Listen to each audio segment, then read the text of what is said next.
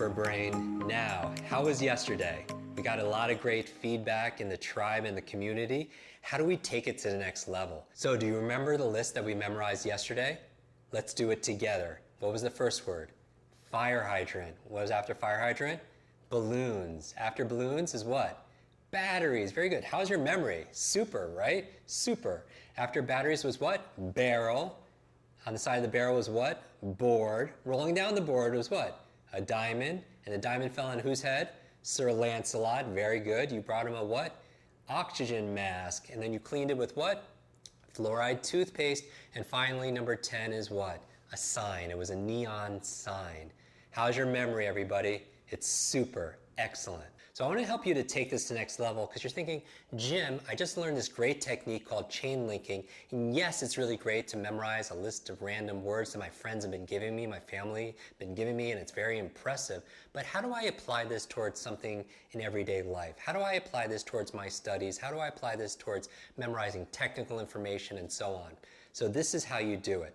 I want you to think of right now, since we're all a community and we're all learning different things, let's think about something back in school that we could all relate to. Something in school that we all learned at some point, but we probably forgot. And we're going to apply this chain linking method that we co-created together in the last session towards memorizing technical information.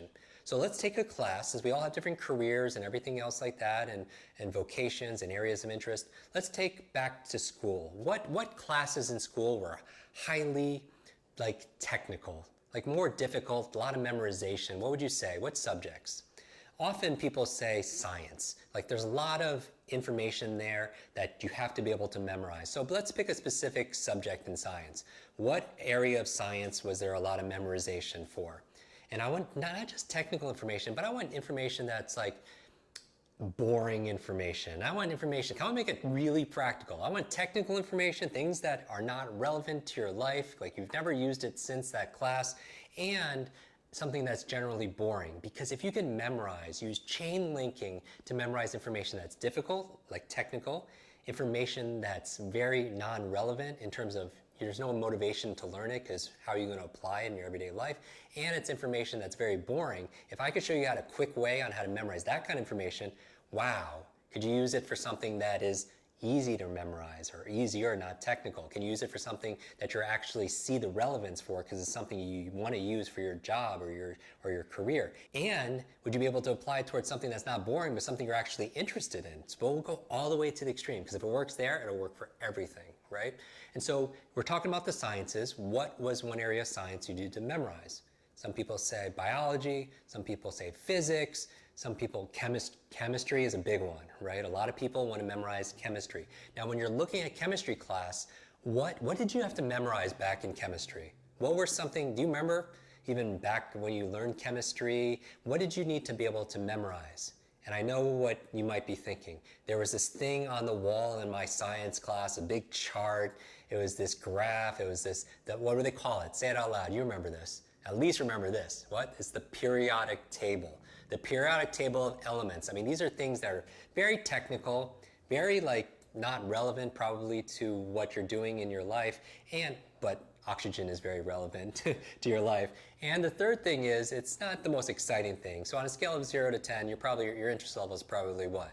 Like a -5, right? And so let's apply it. How would you learn the periodic table instead of rote memory? And the reason why rote is a challenge is it's just repetition, right? Basically, you're saying something to yourself over and over and over and over again, and it just eventually kicks in. The problem is it takes so much time.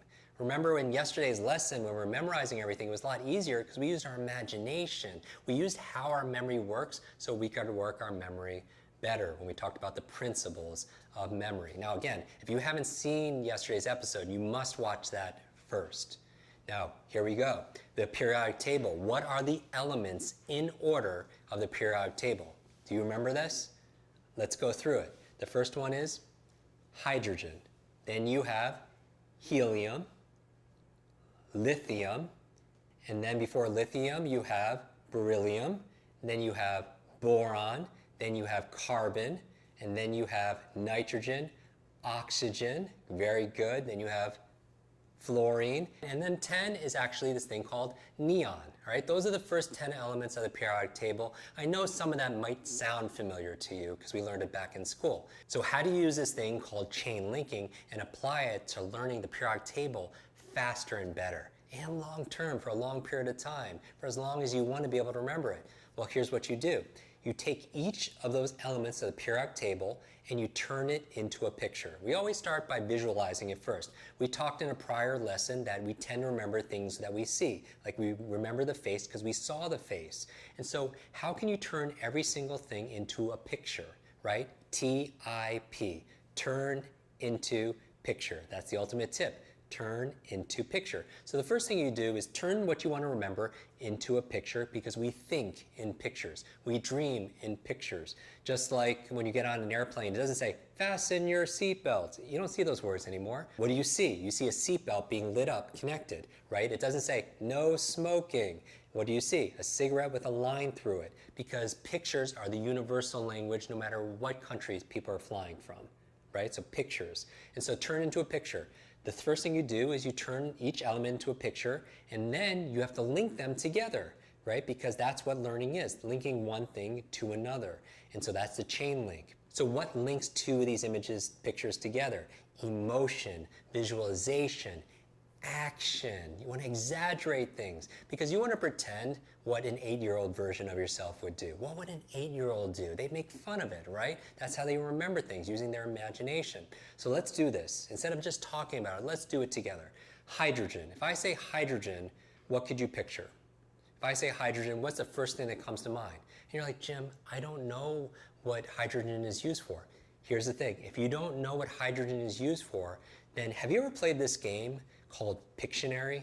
Have you ever played this game called Pictionary? It's like where you have a place where you could write, like a whiteboard here, and you have teams, and you look at your card, and you have to get your team to say the words that are on that card, but you have to draw it, right? You have to draw pictures, because we communicate in pictures. So for example, if I go through here and I draw a thing of a movie, they're like, okay, my team yells, it's a movie, and I say yes, and then they say like, and I have to get them to say breakfast at Tiffany's. Then I would draw some bacon and some eggs and get them to say breakfast, right? And I would draw a little Tiffany's jewelry box, and they're like, oh, breakfast at Tiffany's, right? Because we think in pictures.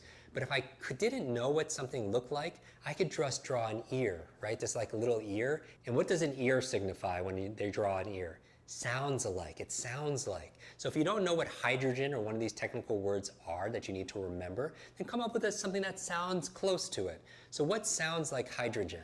Hydrogen. What it sounds like that? What would remind you be close enough? Because your true memory knows what it is. You just need something close to remind you of. So some people say, Jim, a hydrant. Hydrant sounds like hydrogen. How great, because if you forgot what that element was, you wouldn't say carbon, right? Because it's hydrant, hydrogen, very, very close, right? So I want you to picture a fire hydrant in front of you right now. And now what's the next word that you need to remember? Helium, helium. Now I say helium, and if we're playing Pictionary, what would you draw a picture of? What reminds you of helium? You're like, Jim, helium balloons, obviously. Yes, great. So what's the next part? You have the image of each of them, and now you're connecting them together. So imagine a fire hydrant, and tied to the fire hydrant are all these helium balloons. And make the helium balloons like your favorite color. And maybe the balloons are so big, because we remember things that are exaggerated, that the balloons tear the fire hydrant from the ground, and it goes straight up into the sky. Now, the third element on the periodic table is something called lithium. Lithium. Now, you're like, Jim, I'm going on Google. What's lithium used for? I see it's used for what? Batteries, right? Lithium batteries. And you're like, oh, I can make a picture of batteries, and if I could see it, I'll remember it. So picture batteries, and what do? Forget about the fire hydrant. Just focus on what? The balloon, and now the batteries. So imagine, what could you picture? What could you picture? Batteries flying out of nowhere, and they're popping the balloon. Can you see that? Is this sounding a little bit familiar? You're like, Jim, my memory is, I thought it was a challenge, but it's not that bad. Yes, you just did this in the last episode. Yes, we did, right? We had the fire hydrant and the balloon and then the batteries. And where were the batteries? They were where? In the barrel. Good. The batteries were in the barrel. You remember that. And what was on the side of the barrel? Because the barrel signified what? The next element. Beryllium, beryllium, beryllium. What was on the side of the barrel? It was what? A board, that's to remind you of the next element, which is boron. That's the fifth element on the periodic table, is boron. Now, obviously, I made this list for you, right? Jim, you tricked me into proving my memory.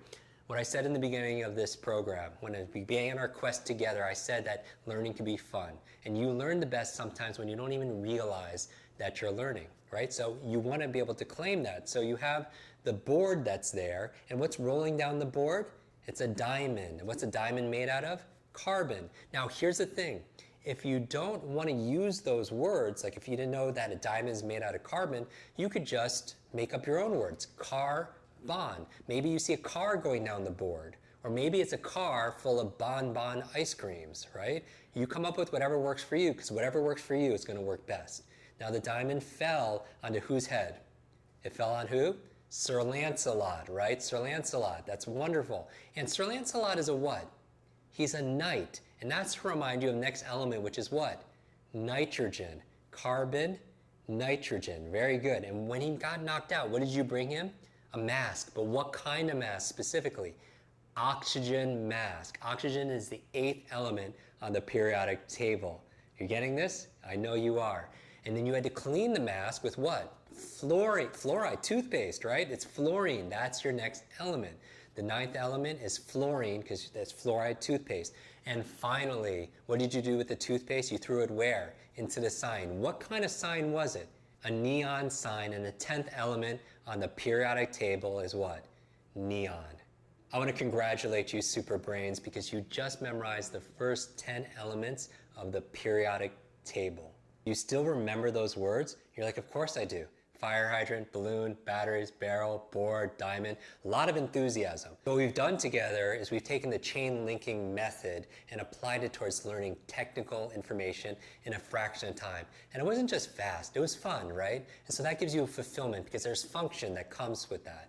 And so your homework assignment is to do this. If you could do this for technical information that's boring, that's not relevant, I want you to continue your training on this, and I'd like you to go visit the rest of the elements on the periodic table. I'd like you to go visit element number 11, 12, 13, 14, 15, and try to do the next 10. Do 11 through 20 on your own. You could Google the elements, find out what they are, turn each one to a picture, and continue the story. But remember, here's the key. To review what it is, the quick review is this. You turn each element into a picture, and then you connect the picture to the next picture using action and exaggeration, using humor, making it emotional, making it funny, maybe a little bit violent, anything to create the mental glue of putting these two things together. So here's the secret, is be playful. What would the 8-year-old version of yourself do? And what I want you to do is make sure you share it. Go to the tribe, the community, and share your ahas from this lesson. How did you do? Give us your thoughts and your feedback there. And also, what are you using for elements 11, element 12, element 13, 14, and so on. Share your images that you're using, and what this exercise is not just a technique, it's practice. Practice for building your mental toughness. We talked about mental fitness. These are exercises to improve your memory, because by doing it, it improves your focus, improves your visualization, your imagination, your association, and so much more. So remember, chain linking is not just a technique, it's a training tool. Yes, you could use the technique to be able to memorize technical information in order, and think about other areas that you could apply this to. Maybe you want to apply it towards things like the books of the Bible, Genesis, Exodus, Leviticus, Numbers, Deuteronomy, Joshua, Judges, Ruth, and you want to memorize that. Whatever it is, take a picture of it, connect it to the next picture, use action, exaggeration, and humor, and you'll get it. Now, besides the technique, it's also training, because by doing these exercises, it also improves your memory. These are memory exercises that we're doing throughout this entire quest. And these exercises help enhance your focus, enhance your visualization, enhance your imagination, and so much more. And congratulations on finishing this lesson. And remember to celebrate your successes. Celebrate with your friends, with your family, in our community, and so much more. I look forward to seeing you in tomorrow's lesson.